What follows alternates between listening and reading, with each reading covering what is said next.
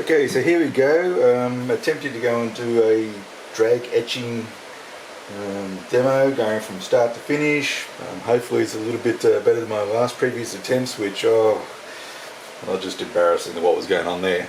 So we'll see how we go on this time. So first thing I do is just got to home it, and because I don't have any homing sensors on this at the moment, it is all a manual operation, so I just arbitrarily pick a point and say this is where my zero level is going to be. We'll tweak it a little bit as this progresses. So let's home away.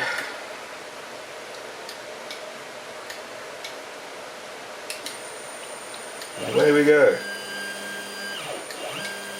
So the first one is to get the head in a known state. Doesn't have to be too accurate because I'm doing drag etching. Up by a millimetre or two is not a problem. Come down a couple more millimeters.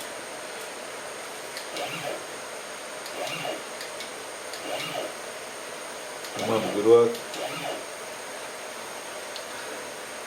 So technically, in my tool change heights, I've set up the relative distance lengths of different tools. So normally this height here will be absolutely fine for everything I do, whether it's milling PCBs, cutting out perspex, doing any other sort of milling. I normally use bits like this. But the drag etch bit is actually like 15 millimeters longer, so therefore I have to go and change all the code to go and support different lengths bits. So to start off with this length here, which is who knows what, but I know that it works with my code. I do have, coming from China, one of those fancy Z-axis switches, so I'll be able to do some decent accurate homing tool lengths measurements, but who knows when that's going to arrive in Australia. Alrighty, so let's set the Z height good enough.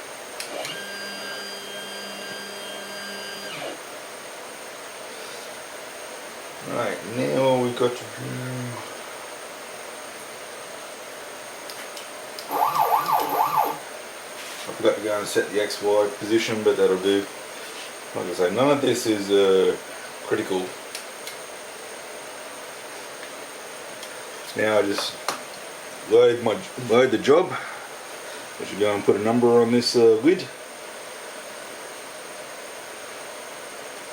I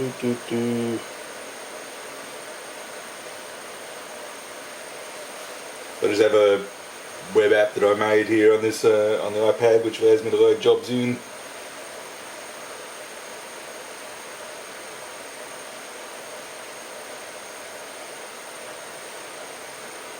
And then once it's loaded, I just go and run it, and we're off. So the first thing I've got to do is change out the bit that's in there for the drag bit.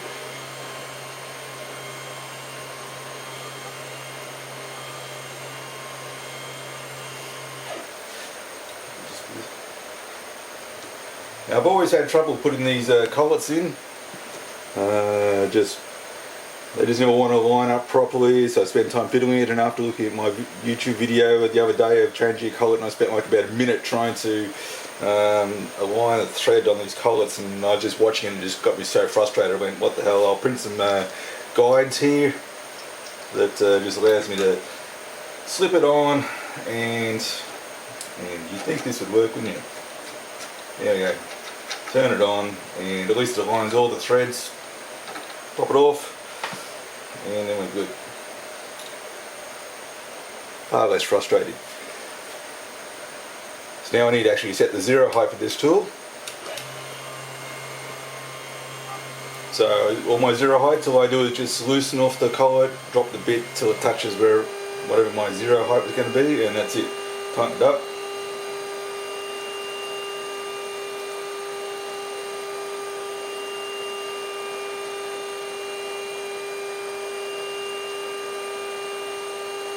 Almost there. Looking good. Now just loosen this off, drop it down a millimetre or two that it has to.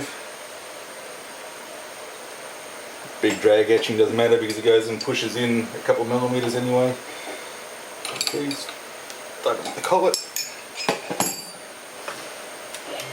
And now it'll go off and start off its job.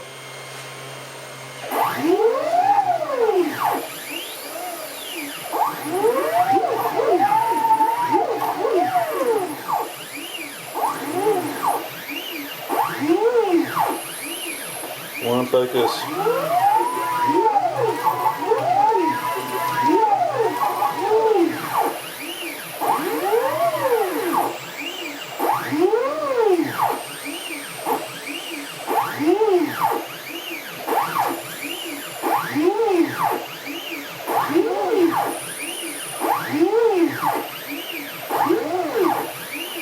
So at least upping the feed rates and whatnot made it far more pleasant to watch. Well, it is for me anyway.